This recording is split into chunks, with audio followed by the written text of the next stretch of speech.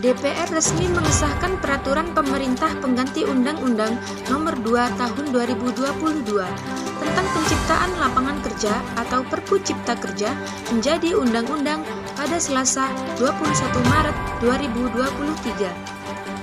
Pengesahan tersebut kemudian menimbulkan pro dan kontra, terutama terkait perbedaan pendapat antara pemerintah dan pihak buruh. Di sisi lain, pemerintah mengklaim buruh akan mendapat banyak manfaat dari penerapan UU Cipta Kerja. Sebaliknya, para buruh menganggap isi UU Cipta Kerja yang merugikan mereka. Berikut keuntungan UU Cipta Kerja bagi buruh versi pemerintah. Yang pertama, jaminan kehilangan pekerjaan. Menko Bidang Perekonomian Erlangga Hartarto mengatakan tujuan UU Cipta Kerja sesuai dengan kerangka pasal 4 dan pasal 18 Undang-Undang Dasar 1945 terkait perlindungan dan kepastian hak-hak pekerjaan buruh. Menurutnya, program jaminan kehilangan pekerjaan memberikan manfaat tunjangan tunai dan pelatihan untuk upgrading atau reskilling serta akses informasi pasar tenaga kerja. Yang kedua, cuti haid atau cuti hamil tetap ada. Airlangga juga menegaskan hak-hak pekerja tetap ada dalam Omnibus Law UU Cipta Kerja. Meski tidak dicantumkan, cuti hamil dan cuti haid masih sesuai dengan ketentuan dalam Undang-Undang Nomor 13 Tahun 2003. Yang ketiga, banjir investasi dan lapangan kerja. Kepala Badan Koordinasi Penanaman Modal, Bahlil Lahadalia, mengatakan 153 investor akan masuk setelah Undang-Undang Cipta Kerja disahkan. Masuknya rencana investasi tersebut merupakan kabar baik karena akan membuka lapangan kerja baru bagi jutaan orang yang membutuhkan pekerjaan. Bahlil juga menegaskan prioritas pemerintah adalah tenaga kerja lokal. Tenaga kerja asing hanya dibutuhkan untuk pekerjaan pada level atau jabatan tertentu yang membutuhkan keahlian khusus. Di sisi lain, partai buruh dan organisasi serikat buruh akan mogok nasional dan melakukan judicial review dampak Perpu Cipta Kerja disahkan. Berikut kerugian buruh jika UU Cipta Kerja diterapkan. 1. Upah minimum.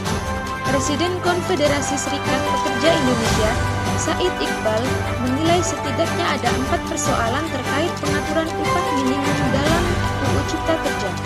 Pertama, terdapat pasal yang menyebutkan bahwa gubernur dapat menetapkan kenaikan upah minimum kabupaten atau kota. Dengan menggunakan kata dapat, berarti UMK dapat diatur atau tidak. Oleh karena itu, KSPI meminta kata dapat dihilangkan. Kedua, kenaikan upah minimum tidak jelas karena didasarkan pada inflasi, pertumbuhan ekonomi, dan variabel indeks tertentu. Ketiga, pasal baru tersebut menetapkan bahwa kondisi ekonomi dan tenaga kerja tertentu. Formula kenaikan upah minimum dapat berubah. Pasal ini dinilai membingungkan karena bertentangan dengan pasal sebelumnya yang mengatur formula kenaikan upah minimum berdasarkan inflasi, pertumbuhan ekonomi, dan indeks tertentu. Keempat, penghapusan upah minimum sektoral. Mereka meminta agar upah minimum sektoral tetap berlaku. Yang kedua, outsourcing atau alih daya. Outsourcing masih diperbolehkan dalam UU Cipta Kerja dengan penyerahan sebagai pelaksana pekerjaan yang akan ditentukan oleh pemerintah. Namun, tidak jelas batasan jenis pekerjaan apa. Mereka meminta pasal outsourcing harus kembali ke Undang-Undang Nomor 13 Tahun 2003. Karena dalam aturan ini hanya pekerjaan penunjang yang boleh menggunakan pekerjaan outsourcing. Meski begitu, hanya terbatas pada 5 jenis pekerjaan: catering, security, driver, cleaning service, dan penunjang perminyakan. Yang ketiga, pesangon, kontrak, dan cuti haid melahirkan. Soal uang pesangon, Said meminta agar uang diganti rugi 15% itu tidak dihilangkan. Uang pesangon bisa di atas 1 kali aturan. Adapun karyawan kontrak juga dianggap bahwa periode kontrak dan masa kontraknya dinilai harus dibatasi. Meski pemerintah menyatakan cuti haid dan melahirkan tetap ada, Said mengatakan ketentuan itu perlu diperjelas dengan menyatakan secara tegas bahwa upahnya tetap dibayarkan.